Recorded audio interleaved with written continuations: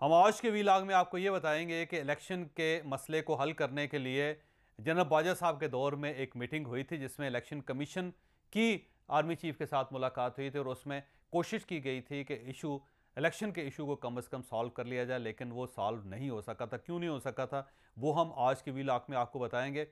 और इसके साथ साथ जनरल बाजवा साहब के दो इंटरव्यूज़ ने तहलका मचा दिया है, लेकिन जनरल बाजवा साहब के जो अजीज़ दोस्त हैं उन सब का ये कहना है कि जनरल बाजवा ने ऐसा कोई इंटरव्यू नहीं दिया था।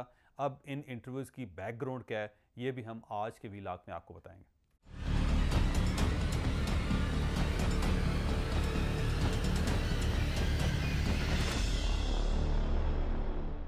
आपको याद होगा कि जब इमरान खान साहब के खिलाफ तहरीक अदम एतमाद पेश हुई थी तो उसके बाद ये issue supreme court of Pakistan चला गया था, क्योंकि इमरान खान साहब ने असम्बली तोड़ दी थी और असम्बली टूटने के बाद सदर साहब ने उसका नोटिफिकेशन जारी कर दिया था और उसके बाद फड्डा हो गया था, बड़ा प्रॉब्लम हो गया, इश्यूज़ पैदा हो गए।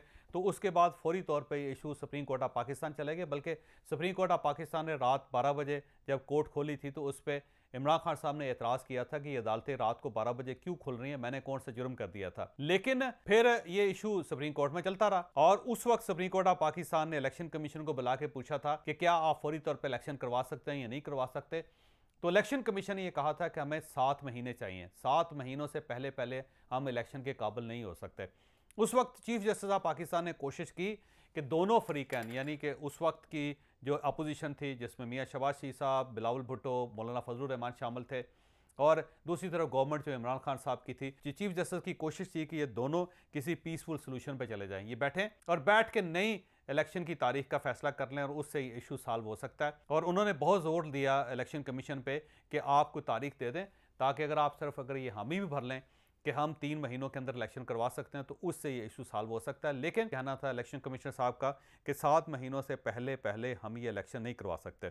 उन दिनों में मुझे एक इतला ये मिली थी कि जनरल बाजवा साहब ने कोशिश की थी, उन्होंने बल्कि इलेक्शन कमिश्नर के साथ मुलाकात की थी और उस मुलाकात की दास्तान भी बहुत सारे लोग सुनाते हैं कि जब जनरल बाजवा साहब और इलेक्शन कमिश्नर के दरमियान मुलाकात हुई तो बड़ा सा कमरा था, कोई एक साइड पे जनरल बाजवा साहब खड़े थे, दूसरी साइड पे इलेक्शन कमिश्नर खड़े थे। जनरल बाजवा साहब चल रहे थे, इस तरह आ रहे थे, इस तरह आ रहे थे, इस तरह आ रहे थे और उनको बार बार कह रहे थे कि राजा साहब को सोल्यूशन कढो, को दरमियान का रास्ता कढो। लेकिन राजा साहब का ये कहना था कि ये सरदस्त मुमकिन नहीं है सर, किसी तरह भी इलेक्शन नहीं हो सकते।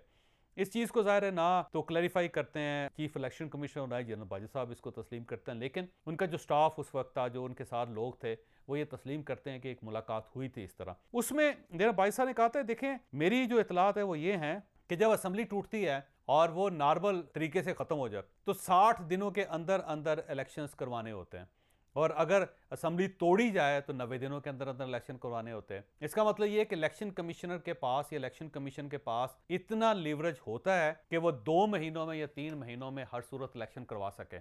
लेकिन आप ये कह रहे हैं कि 7 महीने चाहिए, तो 7 महीने चाहिए तो आपको किस किस्म की तैयारी के लिए इतना टाइम चाहिए? और अगर आप थोड़ी सी हामी भरें तो हम भी आपको सपोर्ट करते हैं और हम जल्दी इलेक्शन करवा देते हैं, हम चले 3 महीने नहीं 4 महीने में करवा देंगे। तो इलेक्शन कमिश्नर का ये कहना था कि देखें सर, जो पहला सूरत हाल थी वो ये थी कि फाटा में 11 MNA होते थे उस वक्त, लेकिन जब फाटा का मर्जर हो गया KPK में तो वो 11 MNAs की सीटें कम होकर 6 हो गए। अब ये जो 6 सीटें हैं इसके लिए नई मर्दमशुमारी चाहिए। हमारे पास अगर मर्दमशुमारी नहीं होगी तो नए हल्का बंदियाँ नहीं हो सकेंगी, नई हल्का बंदियाँ नहीं होंगी तो हम इलेक्शन नहीं करवा सकें। लिहाजा हमें कम अज़ कम जो है 7 महीने चाहिए मर्दमशुमारी के लिए।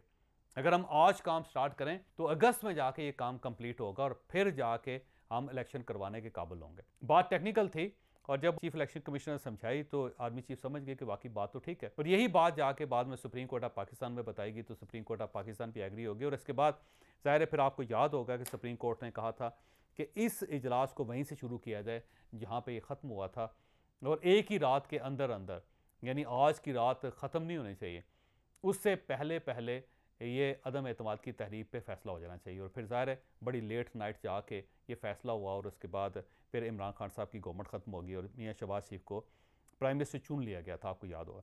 तो ये उसकी बैकग्राउंड है। अब जब गवर्नमेंट बन गई तो गवर्नमेंट को इसके बाद डेफिनेटली फौरी तौर पर मर्दमशुमारी करवा देनी चाहिए थी ताकि ये इशू ख़त्म हो जाता, लेकिन इस गवर्नमेंट ने भी जानबूझ के इसको तातुल का शिकार रखा। और अब जब इमरान खान साहब की तरफ से दबाव बढ़ता चला गया तो फौरी तौर पर हुकूमत ने मर्दमशुमारी शुरू कर दी। अब इस वक्त मर्दमशुमारी जारी है और ये 30 अप्रैल को जाके मरदमशुमारी ख़त्म होगी। इसके बाद मई के महीने में रिपोर्ट तैयार होगी और उसके बाद कम अज़ कम 4 महीने चाहिए होते हैं इनको नई हल्का बंदियाँ करने के लिए इलेक्शन कमीशन को। तो किसी भी तरीके से अक्टूबर और नवंबर से पहले इलेक्शन मुमकिन नहीं होंगे। तो इस बार भी सूरत हाल वही है, मरदमशुमारी होगी, नई हल्का बंदियाँ होंगी और उसके बाद ही इलेक्शन हो सकेंगे। उससे पहले इलेक्शन मुमकिन नहीं है, ख्वाह कितना ही ज़ोर क्यों ना लगा लिया जाए, क्योंकि अगर आप मरदमशुमारी को दरमियान में छोड़ देते हैं तो फिर नई हल्का बंदियाँ नहीं हो सकेंगी और फाटा के अंदर तो बिलखसूस हो ही नहीं सकेंगी, क्योंकि 11 सीटों को कन्वर्ट कर दिया गया 6 सीट्स में। तो उनको कैसे एक्सेप्ट किया जाएगा, अब आप खुद अंदाज़ा लगा लें कि 5 सीटें ही कम हो गई हैं वहाँ पे। तो ज़ाहिर है आपको उन वोट्स को एडजस्ट करना पड़ेगा और उसके लिए मरदमशुमारी चाहिए। तो टेक्निकली इलेक्शन कमीशन इस मामले में मजबूत है और जब ये सुप्रीम कोर्ट ऑफ पाकिस्तान के सामने ये सूरत रखेगा तो फिर सुप्रीम कोर्ट ऑफ पाकिस्तान के पास भी कोई ऑप्शन नहीं बचेगा। और अब हम आते हैं जनरल बाजवा के इंटरव्यूज़ की तरफ। पिछले दिनों जनरल बाजवा साहब का एक इंटरव्यू सर्कुलेट हुआ था। ये एक रिपोर्टर ने इंटरव्यू किया था और उनका ये दावा था कि मेरी जनरल बाजवा साहब के साथ 2 मुलाकातें हुई और ये बड़ी लंबी मुलाकातें थी और उसमें जनरल बाजवा साहब ने बहुत सारी चीज़ें बयान की और उन चीज़ों की बुनियाद पर मैं ये इंटरव्यू पेश कर रहा हूँ। और उसके बाद ये खासा इसके ऊपर कंट्रोवर्सी भी क्रिएट हुई, टेलीविज़न के अंदर शो भी हुए, जर्नलिस्टों के नाम थे क्योंकि उसके अंदर जर्नलिस्टों ने इस पर वीलॉग्स भी किए, कुछ जर्नलिस्टों ने इसके ऊपर कॉलम भी लिखे। अब जब ये बहुत ज़्यादा सिलसिला फैल गया तो फिर मैंने रब्ता करने की कोशिश की जनरल बाजवा साहब से। तो उनके 2 अजीज़ हैं जिनके साथ मेरा रब्ता हुआ और उन्होंने जनरल बाजवा साहब से पूछ के कुछ चीज़ें मुझ तक उन्होंने फीड की और उन्होंने कहा कि आप जनरल बाजवा साहब के बिहाफ पे ये चीज़ें बयान कर सकते हैं। पहली बात तो ये जनरल बाजवा साहब का ये कहना है कि मेरी इस शख्स के साथ कोई बहुत ज़्यादा लैक सलैक नहीं थी, मैं तो जो रिपोर्टर है उनको जानता नहीं। उन्होंने ये बताया कि नईम घुम्मन साहब जो मेरे कज़न हैं उनकी भतीजी इस रिपोर्टर के ख़ानदान के अंदर कहीं ब्याही हुई है और उस रिश्तेदारी की वजह से ये लोग मेरे पास मिलने के लिए आए और मुझे इनके बारे में पता नहीं था कि ये रिपोर्टर हैं। और उसके बाद जब ये बैठे और उसके बाद ये गुफ्तगू शुरू हो गई और उस गुफ्तगू में से कुछ चीज़ें उठा के उन्होंने इसको इंटरव्यू की फॉर्म में कन्वर्ट कर दिया, जबकि कोई इंटरव्यू मेरा उनके साथ नहीं हुआ था, ना ही कोई इस किस्म की गुफ्तगू थी कि जिसे मैंने इजाज़त दी हो कि आप किसी जगह उसे प्रेजेंट कर सकते हैं। उसके बाद फिर दूसरी जो मुलाकात थी वो हरब्यार फैमिली है सियालकोट की, वो शायद कोई चैनल बना रहे हैं, न्यूज़ चैनल बना रहे हैं। तो वो हरब्यार फैमिली जो है उनके जनरल बाजवा साहब के साथ कोई ख़ानदानी तल्लुकात है, ये कोई सियासी तल्लुकात नहीं है। तो एक बार हरब्यार फैमिली का कोई साहब हैं वो जनरल बाजवा साहब से मिलने के लिए आए, तो वहाँ उनके साथ भी ये साहब चले गए। तो जनरल बाजवा साहब बड़े हैरान हुए कि ये इनको क्यों ले आए। तो उन्होंने फिर पूछा उनसे, उन्होंने कहा जी कि हमने जो नया चैनल बना रहे हैं उसमें इनको भर्ती कर लिया है, ये हमारे अपने चैनल का हिस्सा है, तो इसलिए हम एहतियातन इनको साथ लेके आए। और उसमें भी वो कहते हैं कि फॉर्मल सी मुलाकात हुई, उसमें भी कोई ऐसी चीज़ मैंने बयान नहीं की, लेकिन बाद में इस सारे मामले को एक इंटरव्यू की फॉर्म में बना के इसको पेश कर दिया गया। अब अल्लाह बेहतर जानता है, रिपोर्टर भी यहाँ पे मौजूद हैं, जनरल बाजवा साहब भी यहाँ पे मौजूद हैं। अगर जनरल बाजवा साहब ने वाकई इंटरव्यू नहीं दिया या ये बात गलत तौर पे पेश की गई तो मेरा ख्याल है जनरल बाजवा साहब को फिर रिपोर्टर को नोटिस देना चाहिए।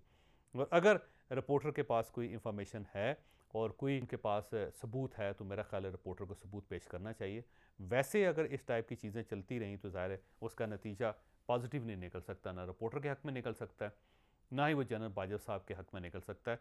और एक और चीज़ जिसकी मुझे इतला मिली वो ये थी कि ये रिपोर्टर ने क्लेम किया है कि 8 साल बाद पहली मरतबा मेरा दाव लगा है, तो मैं इस दाव से पीछे क्यों हटूँ। ये भी एक इंफॉर्मेशन थी जो मैं आपके सामने रख रहा हूँ। लेकिन एक और चीज़ है कि मैं इस जो रिपोर्टर है इसको इससे बिल्कुल वाकिफ़ नहीं, मैं इनको नहीं जानता, लेकिन क्योंकि ये एक व्यू है जो दूसरी तरफ से आया है तो मेरा फ़र्ज़ बनता था कि मैं वो व्यू आपके सामने रखता हूँ।